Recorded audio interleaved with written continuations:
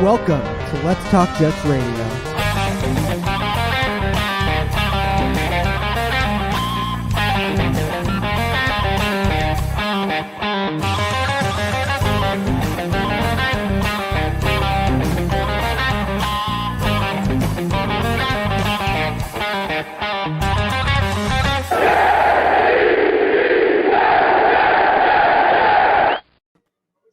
Mr. Primetime. We back. I have a funny feeling this is going to be a very interesting show. 24-hour rule. Whatever's said 24 hours after a game. I have a funny feeling we may lose some subscribers tonight. Some? Dude, I'm the nice one again. You became the mean and angry one. I mean, let's bring on the third amigo first. We got a lot to cover, so thank everybody for joining us. So, what's up, third amigo? Oh, nice hoodie. Yo, I'm listening to you behind the scenes. Well, it's going to be a long night tonight, buddy. Oh, my God. It'd be even worse if I had a voice. I mean, yo, you guys had fun yesterday, man. Looked like it anyway. So, yeah, tailgate was great. We'll start with that. First off, thank you to everybody that came to us at J21. A lot of people were messaging us, are you guys in J21? We were actually in there, but it was very hard to check our direct messages, it was like a lot of stuff going on. So, we missed you yesterday by some way. We truly apologize. We were there for, 4 hours, minus about 20 minutes. We were Fireman Ed. So thank you to everybody who came to the tailgate. Thank you everybody stopped by in the stadium and said hi to us. Primetime, yet the tailgate was wild, dude. Appreciate all the support. Beyond humbling, overwhelming. Glad I was able to cook up some 9.3 bacon for everybody, some great steaks for all the non-believers. So just thank you guys for all the support. It means a lot. And also a big shout out to Joe Blewett, too, at Jets Factor. He came by with his buddies, hung out with him. Also, Jet Central for his support, too. We always appreciate it, man. All the guys, we're all in this together, and it's just, thank you. It's humbling, man. It's like just, we're walking through the friggin', we'll go get a beer. It's like, oh, come on, can I get a picture? I'm like, this is crazy, man. Let's just talk some football. So thank you for that. The craziest part was when we were on the line to go into the stadium, you were talking shit with some guy, and he was like, wait a minute, I know you. You're the guy from fucking YouTube. Getting all Hollywood. So thank you for that. Also, I guess we'll start with just the whole stadium environment yesterday to go into that because there's conflicting things here. We were there, and the one thing is I'm old, dude. So I've been going to home openers for 25 years. So I know what it used to be like. I know what it should be like and what it was like yesterday. And you walk in, and the stadium's half full. And listen, I understand it was raining. It wasn't raining hard. It was a day, but this is football, man. You didn't even need a fucking poncho, dude. It was drizzling, bro. But it was just the crowd was half full. I mean, yes, there was a little noise in the beginning. The 9/11 with the national anthem was awesome. But other than that, you didn't have a home opener feel. Didn't have that enthusiasm, that excitement. And everybody's like, well, that's because Zach Wilson wasn't playing. I don't care. Going into the game, there was a good portion of Jet fans said, you know what? Even you two bozos. I think the Jets can win this game. Man. The Jets can win this game. Flacco plays, okay, we should win this game. So, there should have been a hype. There should have been all the excitement. And the stadium wasn't like that, dude. It was like, well, dude, part of what I said for the Jets winning was a ridiculous home atmosphere. I was trying to talk it into existence. You saw me walking around the parking lot. I had the mini football from 2009 when the Rex called everybody and the fans rocked it. I wanted to recreate that shit. And like you said, dude, we're in there 5 minutes before the game starts, and I'm just panning around to the upper deck, rows and rows and rows of empty seats, dude. And like you said, I've been a season ticket holder since my dad goes back to the 80s. I've been going to the games early 90s. We know what a true home field advantage sounds like. We know what 80,000 loud sounds like. Every year, we are just lowering the bar further and further to make it sound, there was some noise on third down. There was a little pop here when they made a play. There is no home field advantage. Teams don't fear coming here. Nope. Like you said, dude, 70% filled, 30% Raven fans, half of them inside because of a little rain. There was no atmosphere, dude. Nothing. No, and the thing is, in the first half of the game, it was a game. It was still close. You're like, it's like you're fighting back and forth. The defense is playing well. Fireman Ed was trying his damnedest to get defense chance going, all this shit. Jetman was trying to, and I was watching our entire second. People just sitting there, just sitting around we're here because we're here, and that's it. And it was just lifeless in there, man. It was just, I was so disappointed from that. You want to be fired up. You want to feel the energy. You want to feel all this stuff. And it's all right, people are either conceded a loss, we're expecting the worst, or whatever else. And it was almost boring at some point. It's man, what are we doing here? It's like, You know why what I mean? go? Why go if you're just going to sit there? Like, if you're actually going to take the time to go out, like, leave your voice in that stadium, like, bang some seats, try to do something, create some kind of advantage. And I'll always say it, dude. Like, I never blame the fans that actually come out. However you want to come out. If you come out at this point, the team has forced so many of the diehards out. A lot of people are just in wait and see mode. Show me some results, and I'll come back out. That's where a lot of people are at right now. So that's where we started with this. So we started with the tailgate was great. The stadium atmosphere was sucked. And then we were going to cover the game tonight. But like typical Jets fashion, we can't leave things well enough alone. The head coach decided to speak to the media today because he had to. But he couldn't just leave well enough alone.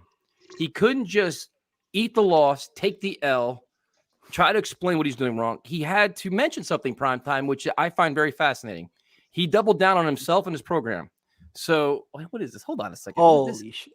Dude. Bro, are you out of your mind? I got to cook again for you now, man. Yo, dude, that is crazy, man. Yo, good luck, bro. You just come into the tailgate, and that was enough, dude. Thank you. Bro, you didn't need to do that, man. It was great meeting you. We had a blast hanging out with all you guys. There is no way, man. And I didn't know that was your first tailgate, too, man. We broke them in the right way, though. Yeah. Hell yeah. Our tailgate was absolutely, bro. Thank you so much, man. It's our pleasure. You don't need to do that, seriously.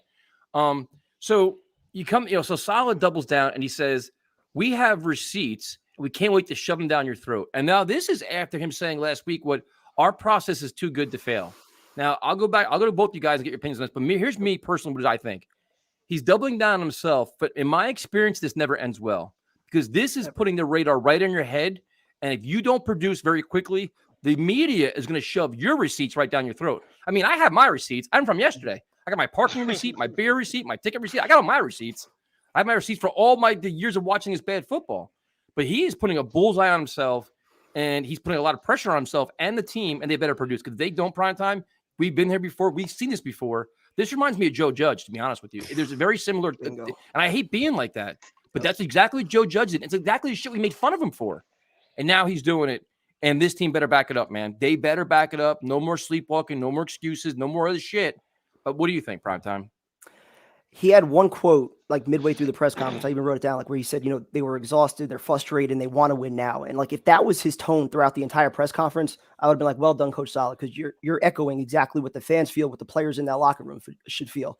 But for him to go back to some of those other quotes, dude, like less words, less cliches, show some fucking actions, dude. Like the fact that he's got receipts, why is his mental space worried about what the media, what the fans, or anybody else is saying? Like, is he trying to be like Becton and use that for motivation now? Like as the leader of the team, that should be beyond you. That should be above you. Like you shouldn't be thinking about what people are saying. And then to even go further and to blame McCagnon and Adam Gase 3 years ago for the state of the roster. Yep. Joe Douglas has been here 3 off seasons. You've been here for 2 of them. They've had plenty of draft picks. They've had $100 million in cap space every year. Look in the mirror. Like this is on you guys. Like, why are we going back 3 years ago? Brian Daboll walks into the fucking Giants. They beat Tennessee in Tennessee, not his quarterback, not his roster.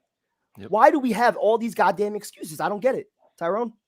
Yo, I mean, I'm a double down on what you guys are saying, but one of the quotes he said kind of rubbed me the wrong way. And it was the one that this touch bases would be the most is he's saying the same thing he's always saying. He's saying that this was damn near a franchise team when it got here. You know what I'm saying? Expansion team when it got here. And I think that's the problem. That's the whole mindset. Listen, at the end of the day, man, listen, we'll get into our opinions later on, but listen, at the end, take what happened is what happened. You know what I'm saying? And as you understanding, like Primetime said, if you came out and said, look, yo, I'm pissed off that we lose. I'm sick of losing. I'm sick of all of this. Yo, we're going to change this. We're going to do something about it. Done. Say no less. But at the same time, our media fucking sucks. And that's the problem. And stop trying to answer to these bum-ass dudes. But no, man, I disagree. I 1,000% disagree. They do, man. 1,000% disagree. 1,000% disagree with you. 1,000. You know what? If you don't want to be mocked, don't play like shit. If you don't want to be mocked, don't have endless drops, fumbles, horrible punting, horrible kicking, horrible blocking. Stop losing. That's what changes it. The problem I have, Tyrone, is the media is like this because the Jets haven't accomplished anything. What did Robert Saleh accomplish last year? 4 wins? Listen, he hasn't accomplished anything. You can't be big now on the block if you're not doing anything. I'm not defending him in any way, shape, fashion, or form. What I'm saying to you is that, you know what I'm saying, it's just like, yo, regardless of what he does or what gets done at the end of the day, he's not on the field, bro. You know what I'm saying? Listen. What question? Hold on. What question did the media ask that was out of line today? No, it's the overall point. Like, yo, did you kind of use this take yesterday? And I feel what he's saying. He's right. He's speaking for the fans. Yo, we sick of losing. Exactly. Every Sunday. It's fucking miserable. Like, it's what it is. It's miserable. So why is Sal coming out justifying losses? We didn't get beat. We lost. Like, how many times are you gonna say this shit? They got beat and they lost. They got manhandled on the offensive line. They got beat there. We'll get to that later on. And they lost.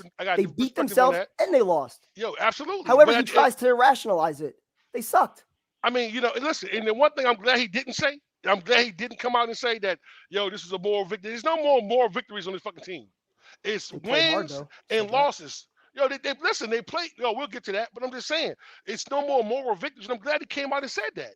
Like, yo, listen, at the end of the day, man, listen, I'm not going to hold him solely responsible for guys dropping passes, fumbling the football. I can't hold him for that. For the punter not doing his fucking job. But you know what he can do? I will hold him responsible for that. He can pull Corey Davis off the field. When we saw this shit last year, and you just invested a number 10 overall pick in Garrett Wilson, who made 3 guys miss on his only catch, you can put him in the fucking game. That's what you can do. You want to hold guys accountable? Show it. What else he can do as well? Get rid of the fucking field goal kicker, bro. This is fucking ridiculous. Why every fucking year? You want a clean competition, apparently. Yo, even though the kickers didn't kick. The kickers didn't kick. Exactly. You were there every practice, and you never won a competition fair and square. You had every fucking practice, and you said the same thing. You was like, yo, bro, I've never seen them kick. I've never heard you say that. But Tyron, here's the thing, though. Like, right now, the media can ask whatever they want because the Jets have put themselves in this situation. They got blown out at home. And the second half of the game was a joke. The fourth quarter was a complete waste of time. They scored meaningless points, meaningless yards. It's just so it's warranted. And him to double down like this, like his only save, he better be rallying the locker room here. He better be getting in the ears of his players saying, you know what? I just took a bullet for you guys. I'm doubling down on you. You better back me up and play much better football and clean this shit up, or we're all getting run out of town. Because nobody's going to tolerate this for a long period of time, dude. They're not. Like, you can't. It's all cliches and slogans, and you come out like we'll go through all the position, but like, dude, that offense was awful, dude. You're sitting here like, you've got to be kidding me, sloppy. And like, you never see him bench a player. Like, if they make a blunder or mistake, they're in the next play. And then when we get into the breakdown of the O-line and the offense, there's a few points I want to make, but when we get there, we'll get there. But I understand what you're saying, though. I mean, but listen. Yo, listen, I mean, you pulled – listen, my biggest problem I had, and I understand why there was in 13 personnel. I understand that because of the offensive line. But how don't you have Garrett Wilson on the field? That's fucking crazy to me. Yep. This kid should be playing. Now, listen, I'm not going to hold – I will hold Davis accountable for that one drop. Other than that, he played well, right? Correct? How is this not a blowout? The game was over going into the fourth quarter. It's 24-3. Down by 3 scores, fourth quarter. The game was over. Yeah. But listen, okay, my biggest problem I had was, okay, the Joe Flacco interception, which it really ain't on him. That's on Keisha.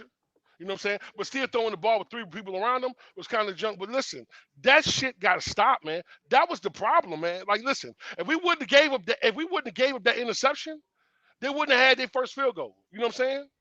Like I said, our defense played well as hell in the first half. Dude, there's so many ifs. If Corey Davis makes that catch, maybe that drive keeps going. If Braden Mann can fucking punt the football, maybe the defense doesn't give up that second. Like, there's so many ifs. Play better. I'm sick of the ifs. Play better. I feel you on that prime time. And that's why I go back to the preseason where we talked about, the offensive line getting 21 reps and like all that shit. Like, the team was not prepared physically to handle the Baltimore Ravens. They weren't. No, they won't. That was obvious. I told you. It was obvious. I told you when you come to see, the one thing I will say about the offensive line, and I'm going to say this, and I'm going to stand on this shit. Yo, listen, when you not knowing what Baltimore was going to do was a fucking problem. Well, listen, that's what happened. And this is where we should have a problem with, and this is the real issue I have. Your adjustments. Remember we talked about this on the show a couple weeks ago about not knowing Baltimore's defense. There was no adjustments. So when you started adjusting, I actually disagree with that. No, listen, that was the problem. You they didn't did adjust. They went adjust in the passing and running game on the fucking line. That's what I'm saying. Stunts was killing them boys, man. For the first 2 drives, Solid was even talking about it today. They had 13 personnel out there. After that, they switched it up, and then they started playing Garrett Wilson. They started playing Berrios a bunch more. Uzomah didn't see the field in the second half. So, I mean, like they had this game plan for a month as far as using multiple tight ends to run the football, and they abandoned it after 2 drives. Like, I understand making adjustments, but, like, dude, we're talking about a 3-point game, and it makes sense. Our offensive line is built to run the football. Yep. So why is Flacco throwing the ball 59 fucking times? 59 times. That's crazy as shit. It Come ran on, the ball dude. 16 times. And then on top of that, Carter had 68, almost 70 yards. Why would you stop? Yo, listen. The biggest issue I had with the line and fans. Well, let's just go before we go into all this. Let's just go position by position. So obviously the solid stuff today. Primetime made a video about it. I made a video about it. You got our thoughts on that? Check them out. But if we look at how did Joe Flacco play, I'll be completely transparent. There was a point in the game that I wanted to come out of the game. I was tired of it. I'm like, there's I forget whose quote this is, but if you're going to lose, I'd rather lose young. I'd rather lose with Mike White running around trying to figure things out and throwing bad passes, whatever like that, than watching Joe Flacco, a statue, sit in the pocket, get his ass beat, and it was tough to watch, man. Like at some point, you're like, you know what, you got to cut your losses. And I know Solid's all about respect. Oh, it's our veteran guy. He's of this and that. I don't give a fuck. At some point, you cut your losses. You know what? We need a spark. We need a change. We need something different right now because we're losing. I mean, we'll go to you, Tyrone. Like, what are your thoughts on Flacco, how he played? I mean, they didn't do him any favors by dropping the shitload of passes either. I'm not gonna say that Flacco played. He was the total problem with what was going on the field. I mean, I think Flacco played. He was serviceable, man. Listen, I mean, I think that you don't have a fucking 37-year-old quarterback who's not mobile throw the ball 57 fucking times. That just didn't make. That was a bad idea. You know what I'm saying? But I think that you know what some of the throws that he made when he had time, he completed some passes. You know what I'm saying? I just think that he get overwhelmed with just the fucking defenders in his fucking face. Prime time. I kind of thought the same thing. Like while we were there, the one interception drove me nuts. I don't know what happened there. It looked like Cager might have fallen down. He fell. Cager fell.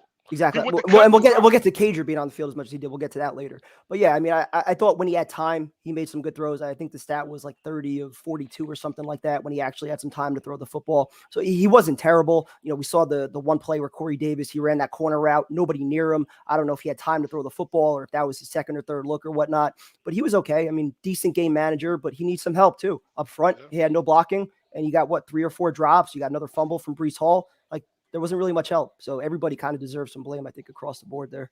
Yeah, and also real quick, if you're going to have these issues on the offensive line, you could even throw Strepler's name into the conversation. If you need a more mobile quarterback right now, the offensive line can't block. So, yeah. So, I mean, Flacco, like you said, it's like, he's not that mobile and the offensive line was just bad. And that's where we're going to go now. So obviously you go into this game, you move George Fant back to left. They moved him around like a ping pong ball. I felt bad for him at this point where it's left, right, back to left. Yep. So, it was a concern. We talked about this, that now you're bringing Fant back to left. He's got to get used to working next to Tomlinson. Max Mitchell's got to get used to working next to Veer Tucker. Veer Tucker's got used to being used on the right side. A lot of change. But at the same time, you got to match physicality. You got to do all this. And the one, and I'm going to get ripped for this. I really don't care. The one concept we thought was going to be very good, we kept calling a Pro Bowl guard, was Tomlinson. And, dude, they were getting blown off the ball. And it was, Tyrone, it was like bull rushes, man. They were just literally pushing them back. Like, it was just like, it was like a landslide. Like, what? Like, they didn't match the physicality. I mean, is that what you saw? Is that what you think? I mean, it just seemed like they were getting manhandled, man. Listen, I really watched that, man. And that was one of the things I really, really focused on. Listen, he gave up 8 pressures yesterday, bro. 8. He gave up 5 in his whole season last year. Something, dude, that was the whole season's worth. That's what I thought. Yeah, exactly. He gave up 4. Yeah. So listen, that left side was fucking atrocious. And this is the problem. But you know what I'm saying? And I don't listen. I'm gonna say this, man. I ain't even mad at Fant because you moved the man from right to left, back to left to right. It's bullshit. How can this man get any continuity or get comfortable or footwork? Yo, that shit requires a lot. And to move this man 3 times in a fucking month is bullshit because the players that you put here or the players that you get don't perform, get hurt. That's bad management, number 1. Number 2, Thomason, listen, I believe he'll clean it up. I'm going to give him that. I know he's a veteran player. He's a prideful player, and he's a tough guy. He's a tough son of a bitch. So he's going to be okay. McGovern played well. ATV, AVT, whatever you want to call my man's. Listen, He didn't play great. He didn't play bad. Mitchell, I'm going to be honest with you. I think his FF score was like 49%. Yo, to me, in some spots he held his own. Like I'm to be honest. Isn't 49% bad?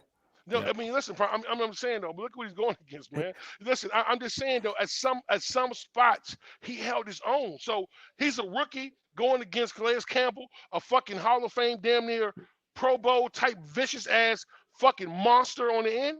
Plus Queen on it coming in, bro. Listen, the kid did all right. So my biggest thing was this though. Listen, to me, the game plan was fucked up from the jump.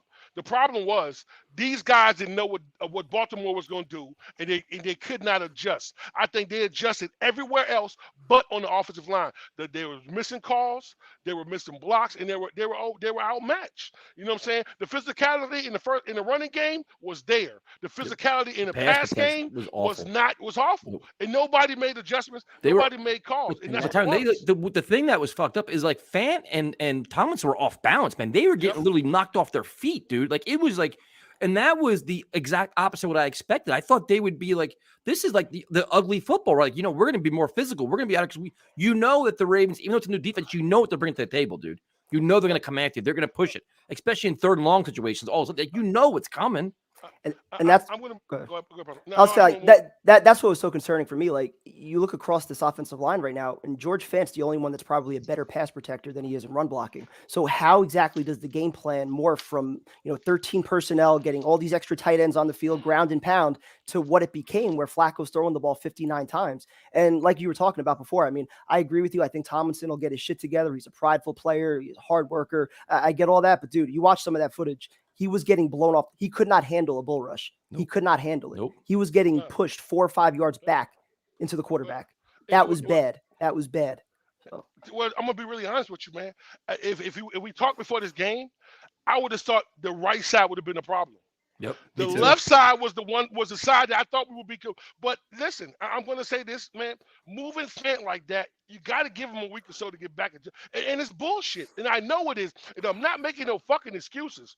But I'm telling you, that line had no clue what the fuck Baltimore was doing, bro. They had no clue where to go and what to do, bro. And listen, go ahead, Primetime. Well, I say, and that's why I don't excuse Saleh as far as how he handled all the reps, and that's why I don't excuse Joe Douglas, because we knew we had a problem going into draft night. They ignored it. They said, hey, we could take a running back at 33. We could take a cornerback early. We don't need to address the offensive line until round 4. Fine. They wait until Becton gets hurt. They overpaid Dwayne Brown, and now you're forced into starting a rookie that's not ready to play. So, Douglas deserves some blame for this, as does Saleh.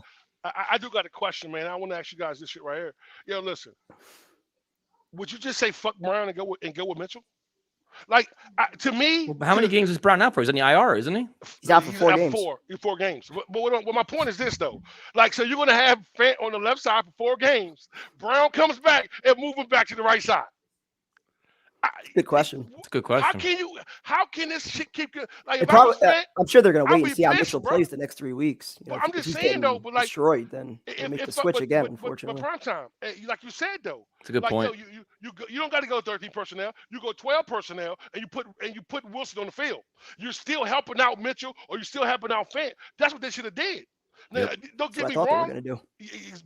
Listen, you and everybody fucking else. When I didn't see Wilson on the field, I was fucking shocked. But to watch the line, and when we came out and we were running the football in Baltimore, I said, okay, let's run it. Listen, we're gonna be physical. Let's run it down their fucking throat. And then they completely abandon it. And then you go into some shit to where you're watching your quarterback.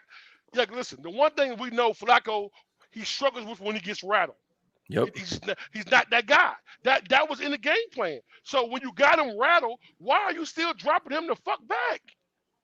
And like a 7-step drop too. It's like a couple times. I'm like, well, he was just like a sitting duck back there, man. And I'm watching these guys, man. And I'm watching. Oh, well, we'll get to that when we get to receivers. But I'm watching guys miss assignments. I mean, Tyson, they were missing assignments badly. Like, you know what I'm saying? And it was like, yo, listen, they were on skates the whole game. When you said Thompson and Fant was off, you know why they were off balance? Because they had no clue what the fuck Baltimore was going to do next.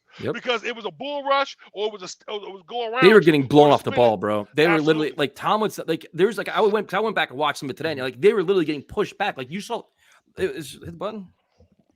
I hit my button. Oh, but dude, like it's just like you saw them falling backwards into like Flacco's lap. Yeah. Like the run blocking was better. Like they're getting some big runs early on, and then that happened. So what we'll do is we'll go to the running backs, and it's like this is Tyrone. This is to your point where you have pass protection and blitz pickup and stuff like this. This is where I was kind of like, I wish you have Tevin Coleman. I wish you have other guys because these young running backs could at times struggle. They could get overwhelmed depending on what your formation is, how you use your tight ends or whatever else.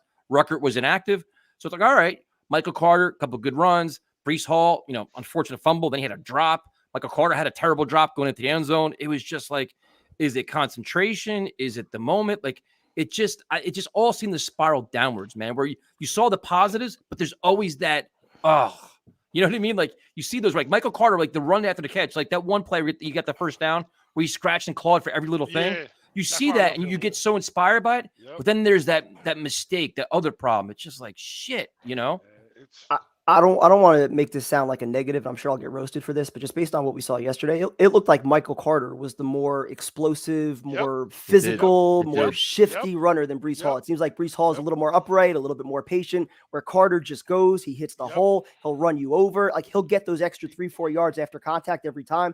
Breece Hall, it seemed like, he's still kind of finding his way a little bit. Jomo, you crazy bastard. Jomo, it was so cool hanging out with Jomo and his girlfriend, man. I miss my guy. That's Jomo, my dude. Cool shit, man. That was awesome. Love you, bro. I love you, man. Yo, listen. I'm gonna agree with Primetime. Listen, in Primetime, I'll take the hit with you. I think Carter was the much more explosive back. When he runs the football, ever since last year, bro, when he runs hard as fuck. Like he fights for he never quits on any play. And he a little motherfucker. And he just fights for every inch. That's why you love him. But he gives them so much of pass protection. He has to get better with that. Now, as for Breece, man, I'm gonna say this right here, man. Listen. Listen, that fumble was big. Yep. It was big. It was big. And we're talking about the drop by Carter. Listen, man, I'm Game not was over at that point.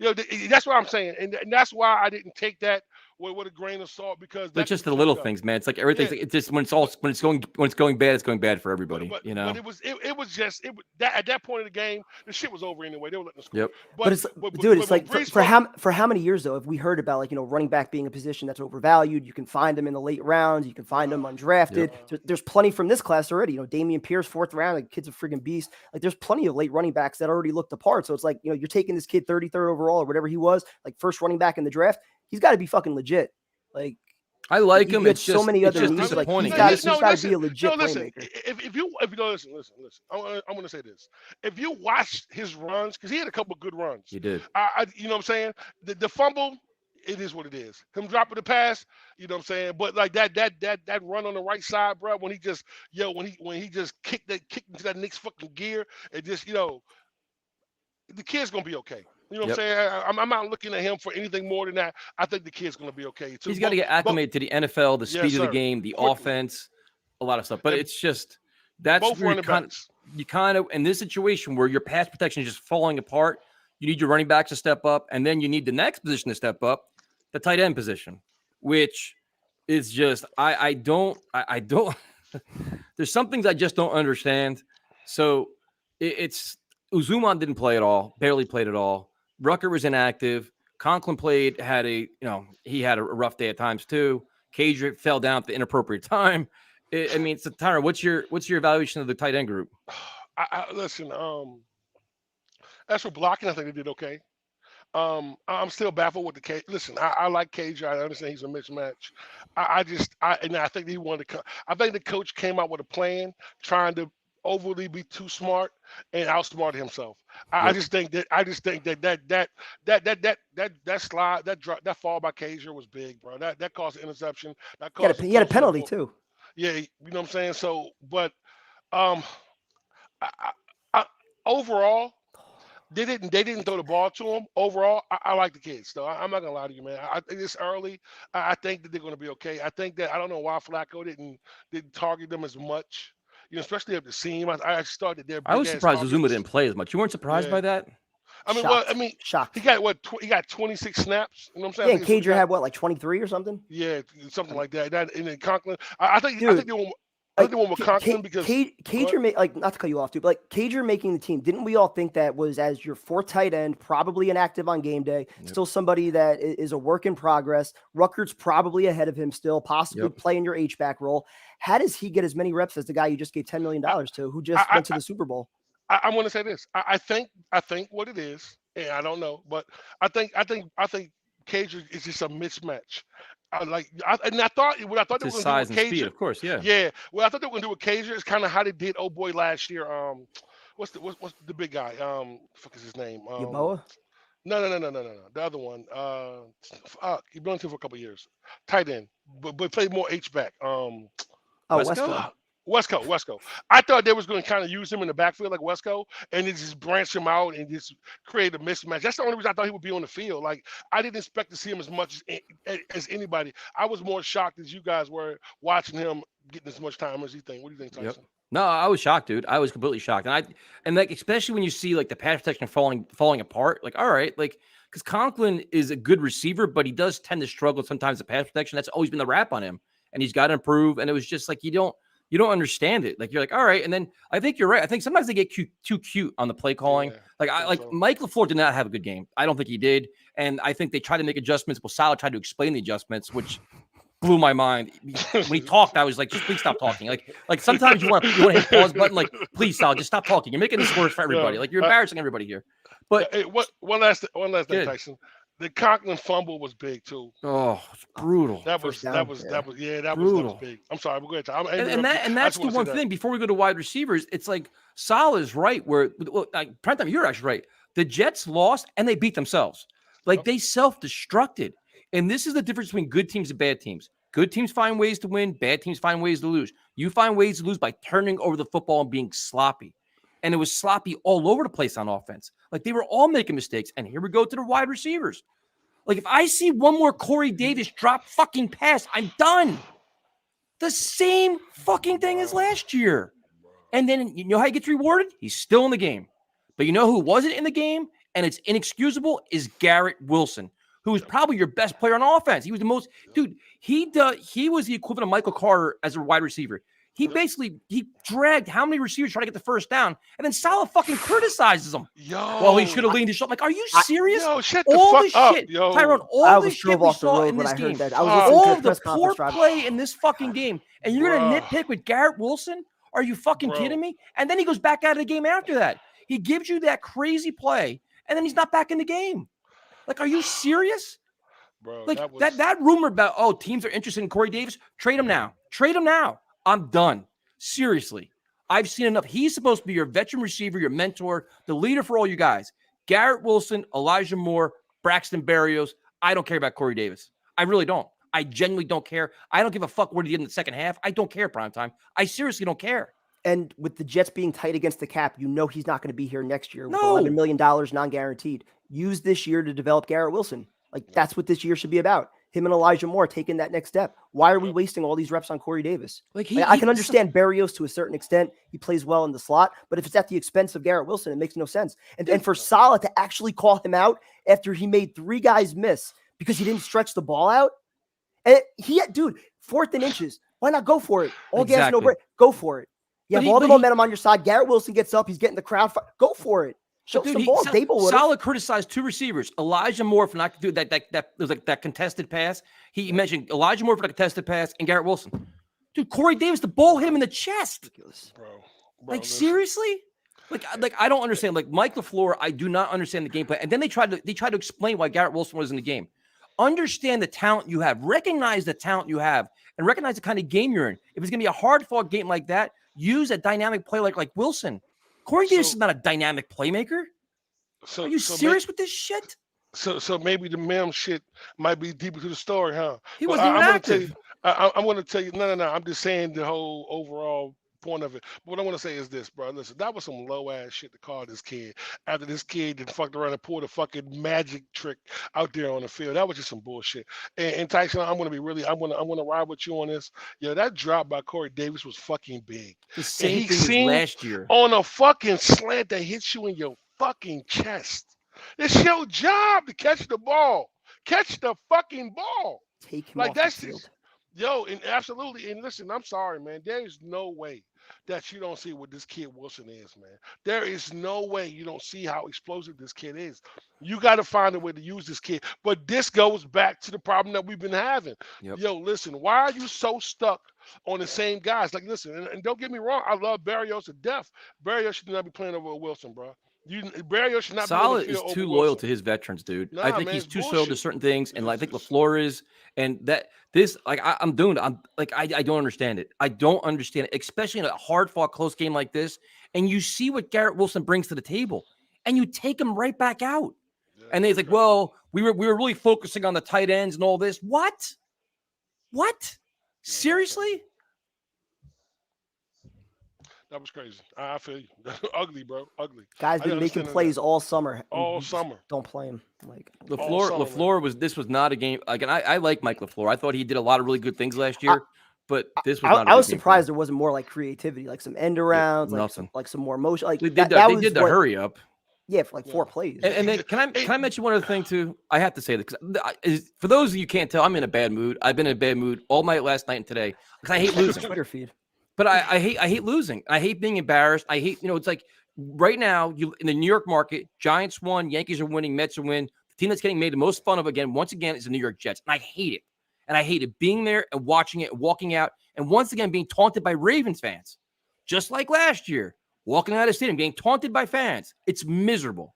So the other thing is, this is what really pissed me off. And when you hear this, then I'd like to know what is being said in the headset, what the coaches are hearing, everything else.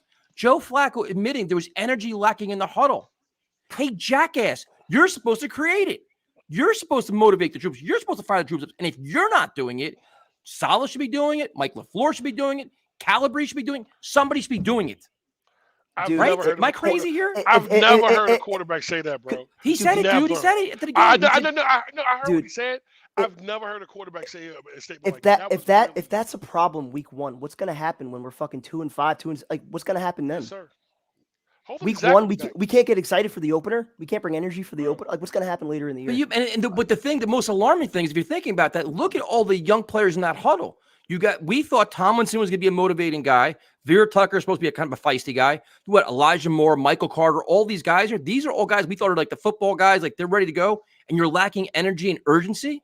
Every episode of the One Jets Drive shit during the offseason, when they talked about their pursuit of Tomlinson, it was for that very reason. What he brings to the huddle, the energy, the leadership, the experience. Where was it? When you're getting your ass kicked, I guess it should change up quick, huh?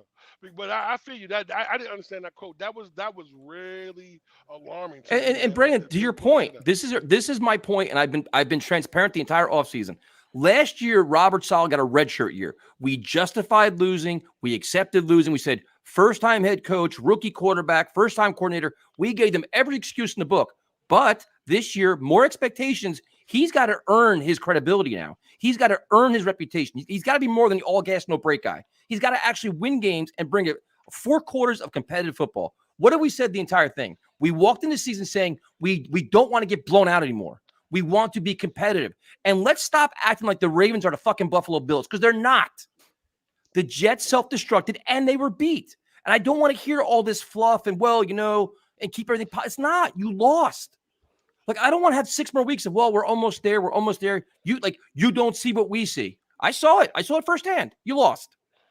It's amazing to also see the backup tackle being used as an excuse. Oh, the Jets are on their 3rd string tackle. They're on their 3rd fucking string left tackle. That's what I'm about to say. The Ravens on their 3rd string tackle was shutting down Carl Lawson, stopping him in his tracks. Our $15 million a year pass rusher, stopping him in his tracks. When this guy came in, I said, "Oh shit, we about to eat." I thought so too. We didn't touch Lamar. Can I explain to you why? So do you guys, is there anything else you guys want to cover on the offense?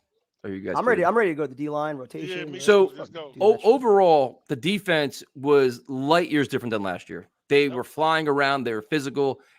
Obviously the Ravens are not a high flying offense. You have Mark Andrews, you have Bateman, you kind of know what they're going to do. The running backs were all hurt. So I give the defense a lot of credit. The one thing that bothers the shit out of me, and Primetime knows where I'm going with this, the defensive line rotations make me insane. Insane. And I understand other teams do it and everything else, but Primetime, we were literally watching it.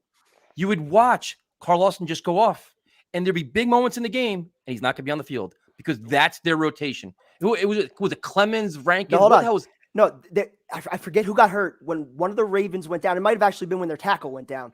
We're fucking waiting for the cart to come out. 2 minutes, players have plenty of time to rest, to sit, catch their breath. And it's fucking Solomon Thomas, Jermaine Johnson, Jacob Martin. Like, you can't have Quinnen Williams and you can't have your best players on the field after sitting for 2 minutes for an injury.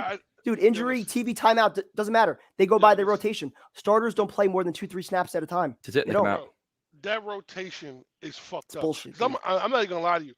Quinnen Williams played his ass off yesterday. He did. I'm gonna teach somebody else who played their ass off yesterday. Your boy Clemons.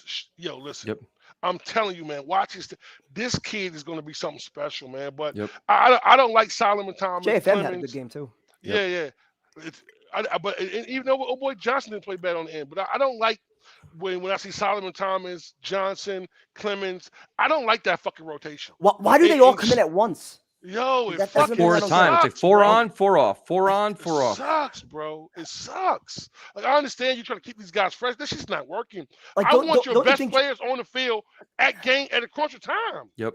Like, if you want to sub in Jermaine Johnson, wouldn't it make more sense, like, in theory, where he'd be able to succeed more if you have Quinnen Williams up the middle, you have Carl Lawson on the other side? Yep. Like, doesn't that put less attention on him? The groupings didn't, like, it was the subbing is one thing, and the packages they have too were confusing. I'm like, wait, what are you doing? And they must have, like, you're gonna play 3 plays, like 3 series or 3 plays and this and that. But it's like, all right, say you have your package on a first, second down, and it's 3rd and 12.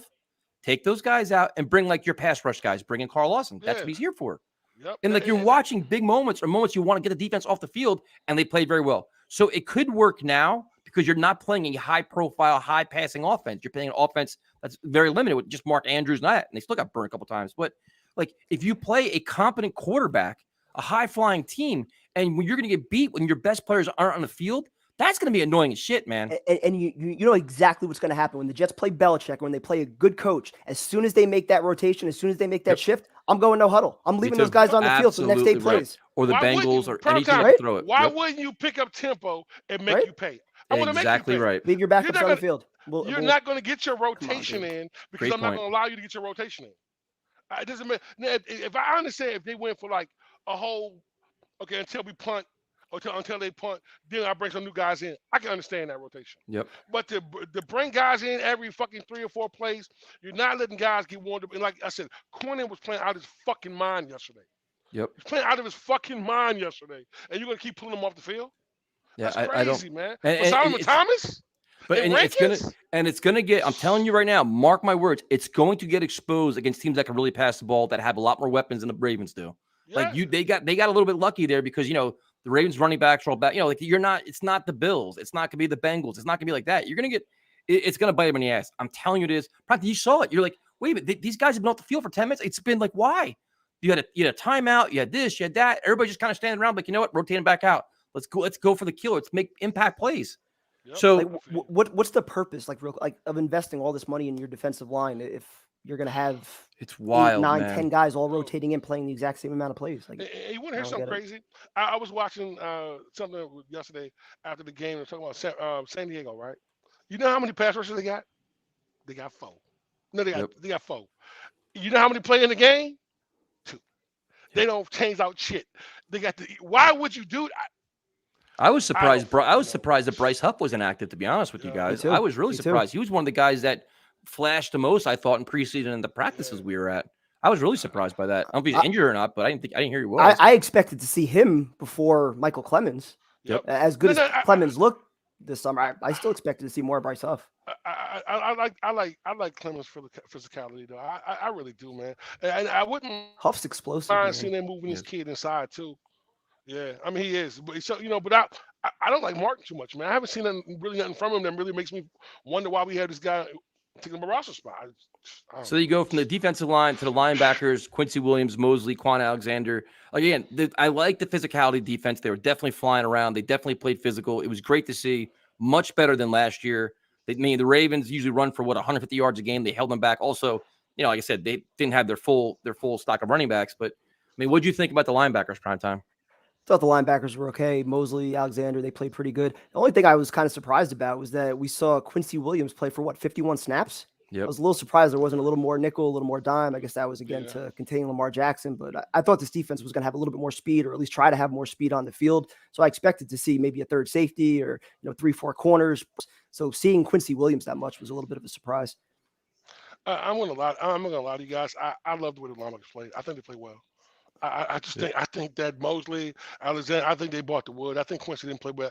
I don't think he played bad at all. I think the guys played well. I really do. I think linebackers really, they were physical at the point of attack. They were flying over the field. They didn't really give up a lot of plays. You know what I'm saying? They were jamming the holes. They were in the gaps. They were spying. Guys played well. And Quan Alexander, bro, I'm gonna be honest with you, bro. Fucking steal for $1.5 million. He's a thumper, I don't man. Give a fuck. He's just a fucking. If he can stay healthy, bro, he lays the fucking wood, bro. Yeah, I like the way he's sideline to sideline. He's very physical. He's tenacious. Like the linebackers, like the defensive front did their job. So like you're comfortable there. Then you go to Sauce. There's a couple super chats up there that you missed. Is there one from John and one from Balls? What the hell? I'll go back. If you want, I can read it. Yeah, that's fine. Let's see. Yeah. Oh, my bad. What's up, fellas? 2 questions. Do you want Flacco starting? No. I wanted to answer that one. Also, was it as empty as it looked at the start of the game? Yes. Yeah. I mean, like I said, we talked about it earlier, dude. Like, if we're gonna lose, I'd rather lose young, especially when Flacco can't move. If the offensive line's gonna get blown off the ball, and look at the Cleveland defense, what do you think's gonna happen this week? It's gonna be the same shit. I'm okay giving Flacco one more start, hoping that the offensive line maybe can protect him a little bit more, seeing what he does under less pressure. But if he's going to struggle, absolutely, if he's going to struggle again, or the offense doesn't get off to a good start, put Mike White in. You have nothing to lose. Like you said before, I'd rather lose young than with a 37-year-old quarterback. I have to agree with both of you guys as well. I think at the end of the day, I think that if I want to do anything, I'll give Flacco one more start. But if he stinks at the joint, I'm going with Mike White. And good call, Balls, man. Big up to to Reeves family, man. This kid, Tyson, you had made a comment. You were like, why are you fucking? I was pissed. I was livid, dude. But not even knowing that, you know what I'm saying, that his pops had passed. And, I apologize after that, but dude, you're sitting in a stadium after watching a trouncing, and he gets the interception. He runs to the center of the field. And I'm like, are you serious with this? Like that was like, what are we doing? We're being humiliated. Like this is all. Initial reaction was not good, but once you actually hear the news, it's like, of course, as a society, social media and everything, you start to reflect a little bit. Like, damn, maybe we should start, thinking a little more. It shocked everybody, but I'm gonna be honest with you, bro. Like I said, man, like. I couldn't imagine, bro, playing. I played a game one time after the passing of my mom, man. I'm telling you, bro, the best game I ever had. But I'm telling you, bro, like that's a release, bro. Like, I mean, to be able to go out there and perform at that level. Yep. You know what I'm saying? No, it was a great game, great bro, pick. You gotta give him credit. So, and the other thing too, I forgot to mention this too, is the thoughts and prayers of Fireman Ed and his family, man. Definitely thoughts and prayers of him. He's there. They suffered a loss, and he's doing the best he can, and so definitely them. So going back to the corners, the Ravens, their passing, threats obviously was Andrews, Bateman. I think Sauce played well. DJ Reed played well. Michael Carter got hurt, came back in. I mean, they did their job. There's nothing. I didn't have any problem. I think it was all good in my opinion. Like, what do you guys think? Sauce played well, gave up one catch for 8 yards. I think DJ Reed gave up 2 catches, had the pick at the end. So as far as our 1-2s, this is as good as we've had probably since going back to Revis Cromartie as far as potential. So if we can get some better safety help, that'd be nice. Carter went down. I got a little nervous, but he's playing the slot. We had no idea really. I'm gonna say this right here, and I'm gonna go deep in this for a little bit. These 2 guys balled the fuck out. I'm gonna give them credit. Listen, Sauce lived up to exactly who the fuck we thought he was. This kid's gonna be something special. Reed played great, man. I mean, just moving on the field. My man, Mr. Hall. Why the fuck is he on the field? Why? He's only out there 5 plays. Bro, 5 plays and gave him 2 touchdowns, bro. Like, that's crazy, bro. He gave up 2. He was in on the other touchdown. I thought that was on Joyner, but yeah, I mean, Joyner was late getting over on both of them. Yeah, but what I'm saying was this though, man. As soon as he came in the field, they attacked him, bro. Why is that, bro? They know what he is, bro. Listen, that guy ran straight past him, bro. Like, I'm Is not. that I'm not like another case of rotations? Is that what Salah's trying to do? Get everybody out, give everybody reps? I think he's the third man up. I Play think Eccles. I think he's Play me. Eccles. Yo, this Eccles is physical, man. Yeah, yo, he just gets guys just run by him, bro. He's always getting. He's not burnt. fast enough. Always He's not fast exactly. enough. He's always make him a safety. Then fuck He it. reminds me so much of Dwight Lowry, and I really like Dwight Lowry too. But he was always kind of that like in between, like corner safety. Yeah, has good ball skills, but not exactly quick enough. Reminds me a lot of Lowry. But make him a fucking safety, bro. Listen, he is not a cover corner, bro, in this league, bro. And he gave up a big ass touchdown, bro. That shit hurt, man. It's almost like he's almost regressed. It seems like, doesn't it? Yes, like, I thought he was better than this. And all we was hearing is he had a great summer to be watch that fucking Giant game and watch him give up 3 fucking touchdowns. Like, no, he gets burnt every time, bro. Listen, when he comes on the field, it's like they automatically know he's on the field, bro. And they attack him every fucking time, bro. Get him off the fucking field, man. It's weird. It was bad. So then going from to bad, the safety position, they struggled, man. And this is I mean, I'm not going to say I told you so, but I told you so because the concern you have is Joyner hasn't played in 2 years. And if he does struggle, who's going to replace him with? Ashton Davis or Adams? Who's your guy? Nobody. Promote Will Parks. This is why we wanted Pinnock. Yep. Did we not say that? Or even Will Parks? Yep. But more Pinnock if anything else. Because isn't Pinnock the freak athlete? Isn't that the Salah call him the unicorn and all these great things? Like, dude, Joyner struggled, dude. And you wonder about the speed back there. I mean, I know Whitehead's a thumper. He's really not known for his coverage, but he's more like the big hitter, the leader, everything else. But I mean, Kevin, what'd you think about the safety position, man? Not good. Not good. Joyner was not good. And he was late getting over on 2 of those touchdowns. Yep. Even Whitehead, he brought some physicality early on, had some big hits, had the one on Lamar Jackson, which was nice. But then, he gives up the deep ball as well. He was late getting over in coverage too. So, I mean, just having those breakdowns and hearing Salah kind of excuse it too. Like, oh, it was only 2 or 3 busts. It reminded me way too much of Todd Bowles saying that, where the defense plays good for X number of minutes, but you still give up those 2 or 3 explosive plays that end up costing you the game. So, you got to have that mindset, that close game. Like, we can't allow that shit. Like, 1 or 2 plays like that can cost you in a big game, and they probably will. Yep. Yeah. I'm going to say this right here. Like, I grew prime time. I mean, I think that Joyner he looked slow out there, bro. He looked slow out there. He looked lost, and he was stuck in the mud.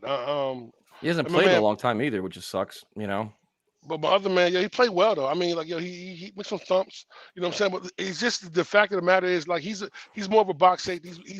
He's better in coverage than Jamal, but he's better at the offense. He's better at the around the line, running around, laying the wood. So I mean, in the bad part about it is we have nobody on this team that can replace Joyner. He's the best that we have. That's the problem with our great general manager. And if you want to say one thing I want to argue about is that fucking shit right there. That's bullshit. Because is he the best we have though? Joyner? No. I mean, for what we have on the active roster, fuck, who's better than him? Davis? Listen, hold on, no. You know what? If they thought highly enough to keep Tony Adams on the active roster over Pinnock and over Will Parks, he should be able to play. He's a special teams guy. Prime time. Listen, I totally agree with you. We both listen. The Tony Adams, it's a great story. I don't give a fuck about same stories. Thing applies. Like we're talking about Flacco, right? Rather lose young. Why not at safety too? Yeah. Why not with somebody that's going to be here? Joyner's not going to be here next year. Nope. 100% won't be. I want Will Parks, man. I mean, I just think Will Parks. I mean, he does everything, man. Correct. He's on the practice squad. Bring him back up. And that's the one thing that I'm curious is, like, you today is, like you said, prime time, the 24-hour rule, but you got to evaluate the performance of your team this week. And then if you're a quality coach, you tinker with your lineup a little bit. You make some changes. Like, all right, this is this week. And you may say, you know what? All right, Joyner, we're going to start you again this week. Or Corey Davis, you do this shit again. We're going to replace you real time in that game. And that's it. And we've got to prepare a plan B option. What that means, find somebody else. Whether it means play Ashton Davis, which will be a disaster. But you got to do that. So then you go to special teams, which I'm over. I'm over the Braden Mann experience.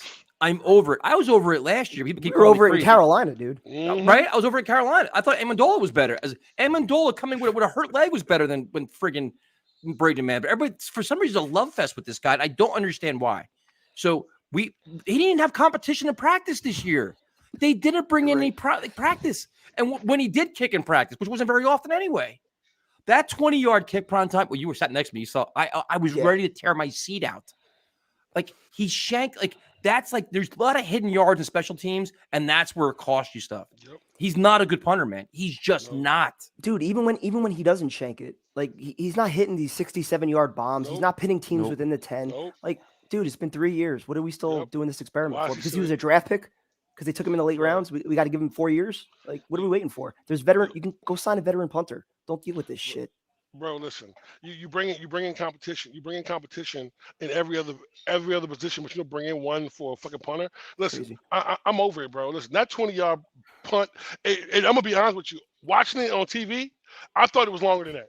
Then when I'm watching the fucking ref walk back down, I'm like, hold on. No, I knew it. It's like 20 fucking yards, bro. Dude, it went into the fucking VIP section with the fans behind the bench. He hit the luxury box people. Crazy, bro. Crazy. Ridiculous. Tyrone, it went like this. Went jump. Like I'm like, what the like? Are we? What are we? This is like watching Pee Wee football. See, when you're watching it on TV, right? It looked like it went further. Okay, I said maybe he got to the 40. No. But I'm watching him walk back. I'm like, oh. I felt bad. I felt bad for the guy sitting in front of me because I unloaded. I couldn't. I'm like that kick was like 20 yards. Like I'm like, this is what we're dealing with. Like if they could have found a way to lose a game, they found every way possible to lose a game except on defense. So then you go to the kicker. Now, I will admit that I'm biased.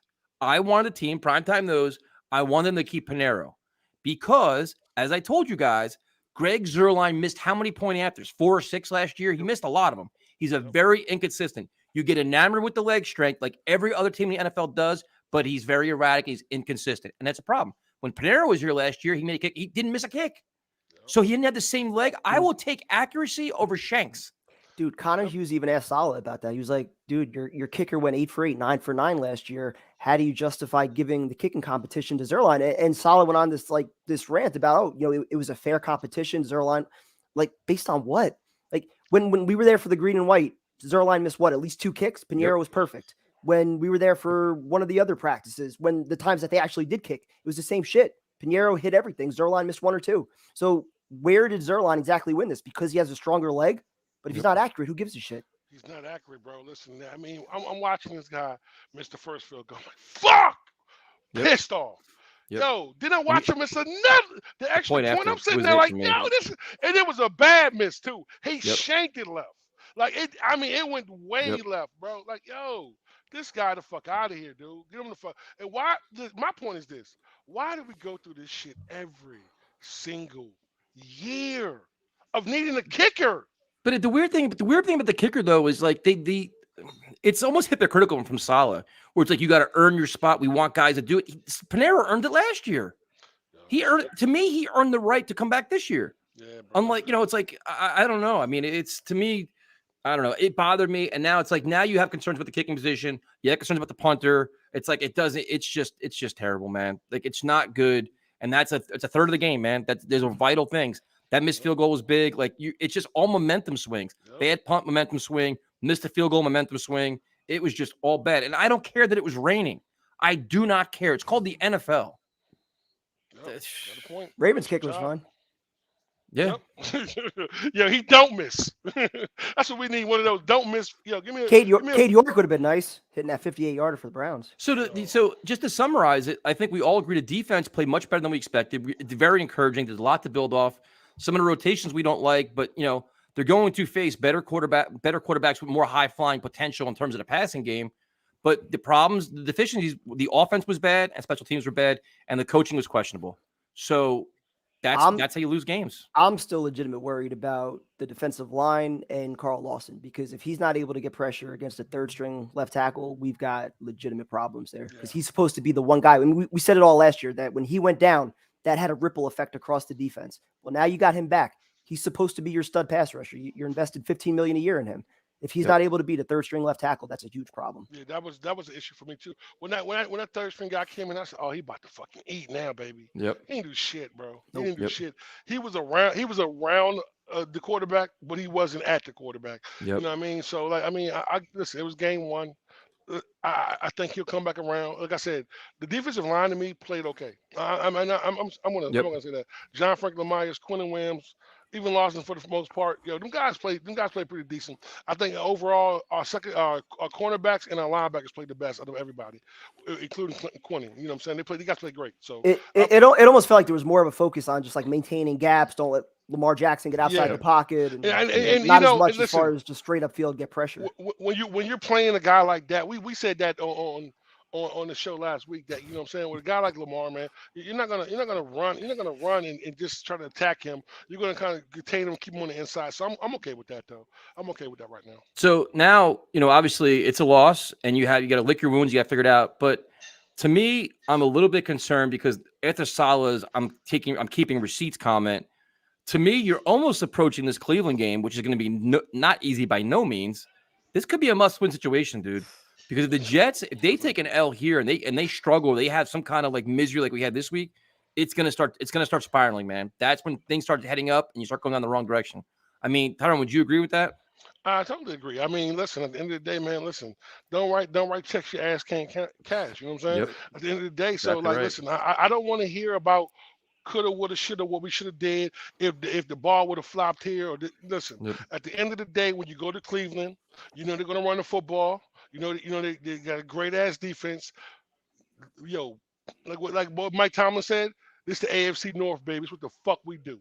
It is what it is. Yep. So I don't want to hear that, bro. There's no more excuse. Listen, bro. There's no more moral victories around here for me or anybody else, man. It's no more. We were almost there. It was no more. We played a good half. I want to see this game go into the fourth quarter with the game on the line. Show me that. With 2 minutes left, show me that. And listen, if we win or lose, I'll shut the fuck up. If you can do me that, if you can get to the end of the game to where you end the game at the end and something happens and you don't win, I won't say a fucking word. But I won't. When the game is over by the third quarter, I'm gonna be pissed. Go ahead, Prime Time. I won't go as far as saying must win, but it's pretty damn close just because of, like you were saying, how Salah put everything on his back right now. He put all the attention on him, all the pressure on him, talking about taking receipts and everything else. Like, if you're going to talk all that shit, like you were saying, Tyrone, too, like, you got to back it up. You got to be able to back that up. If they come out flat, if they get blown out in Cleveland, like, what's he going to say now? Like, is he still going to have that bravado? Like, at a certain point in the Rex Ryan era, once they started playing bad, you saw that bravado start to go away a little bit. Like, you can't really stick your chest out when your team's not showing up.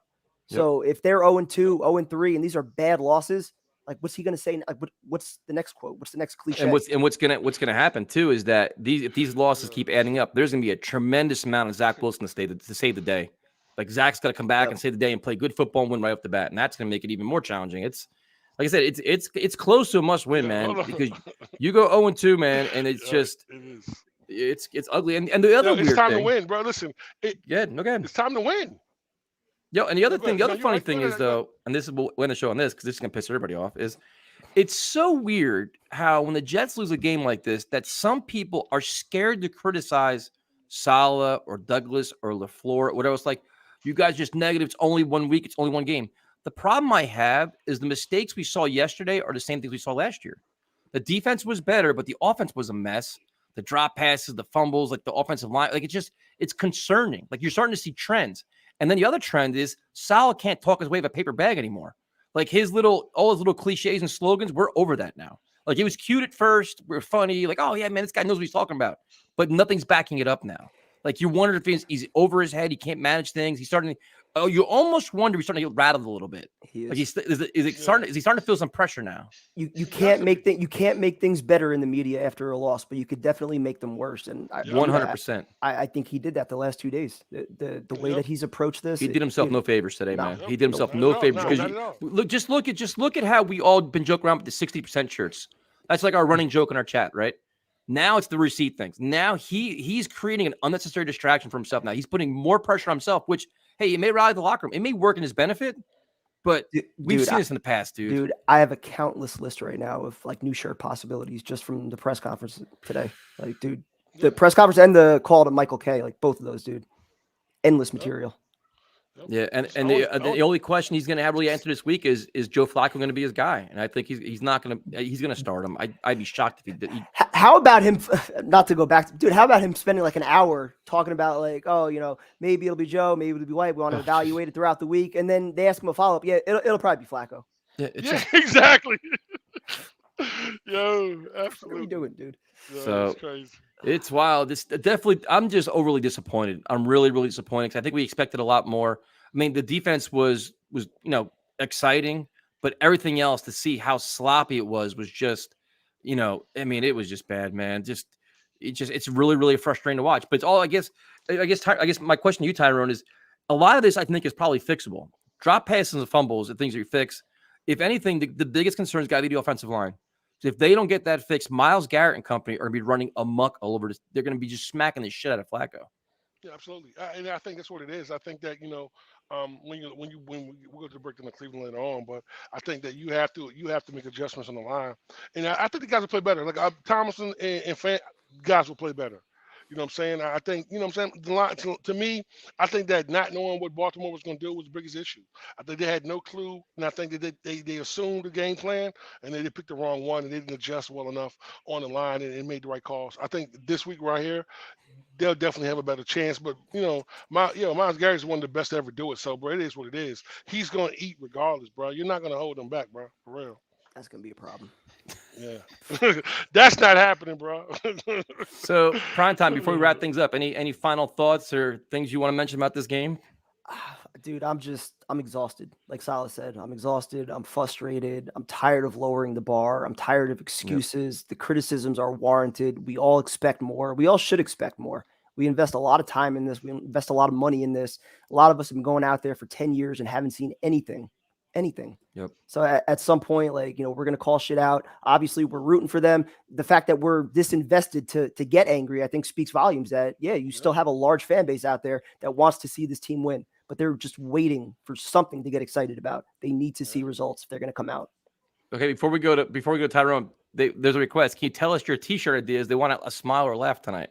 Well, the one that I'm thinking we have to do just as like a part 2, because Salah said it today. Instead of trust the process, he said accelerate the process. I mean, that's like, I like that. Yo, we need to shit. I like that. I like that. Like Adam Gase was talking about the hyperdrive or whatever.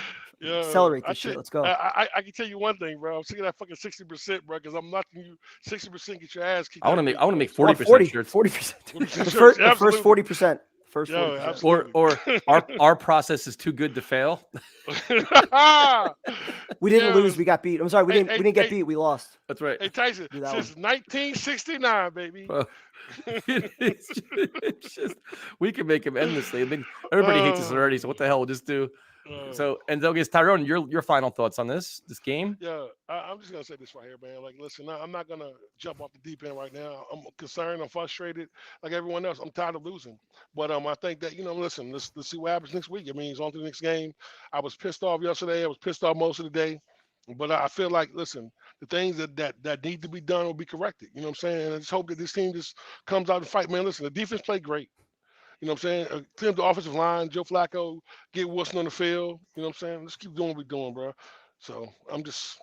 Yeah, and the other thing, too, is just thank you guys for joining us, watching our videos, the streams. Yesterday, the tailgate was awesome. So we appreciate you guys sticking with us. And we all, the one thing we got to make sure everybody understands, we don't like being negative, and we don't like ripping the team and doing shit like this. We all have the same goal. We want to see us win. But the point of this channel is we're always honest. We're just fans. But if we see shit, we're going to call it out. We're not going to be homers. We're not going to be fanboys. We're not going to tell you what we think you want to hear. We're just going to be honest. This is what we like. Prime time hung out for 8 hours yesterday. The conversation we're having now is the exact same conversation we had yesterday. We were frustrated. We were aggravated. And it's just our point of view. So if you're looking for rainbows and unicorns, it's probably not going to happen here unless they're winning 8 games in a row. Right. I mean, that's just the way we are here. I don't understand what people expect. You know what I mean? No, like you said, I think there's a lot of channels that say stuff that they think their fans want to hear, that they think Jeff fans want to hear. But what it comes down to is just trying to be honest and genuine. And, what we see, that's what we're going to tell you guys. We're not going to hold anything back. Yeah, and I don't give a shit the Jets don't like us. I totally care about that. But but the other thing is, too, is we have no problem giving people credit. We just gave the defense credit. We feel terrible for DJ Reed. We're honest about a lot of shit, but it's just we want to see better. I think the standards become so low for some of us where it's we're not saying the Jets have to go to playoffs. We're saying be competitive for 4 quarters. Yeah. Before the season, we're saying just win 7 games, but don't get blown out. We don't want to see just really bad performances, and they start off with a bad performance on one side of the ball. Well, two or three sides of the ball. So, absolutely. But you know what? This is not solid now. He's doubled down. They have to clean shit up and clean shit up fast. and they've got to come out and play a very good game next week in Cleveland. They have to. There's no excuse, especially if you want to rally the troops. I mean, you have to, man. Right? Backup quarterback, find a way to get it done. Yep. Get it done. Absolutely. And stop the run. That's it. They ran for like 200-some yards yesterday, bro. So you already know what you got to do. It's going to be a physical game. Let's go. So tomorrow night, it's all about you guys. It's all about the community, but we're going to book our chat. We're going to go calls after calls after calls. You can share your thoughts. I don't think there's a solid press conference tomorrow. So I think we'll be safe with that. We don't say anything stupid. So thank you guys for joining us. Tomorrow night, 8 o'clock. It's all about the caller. So we'll talk to you then. Appreciate you guys. Have a good night. Have a good one.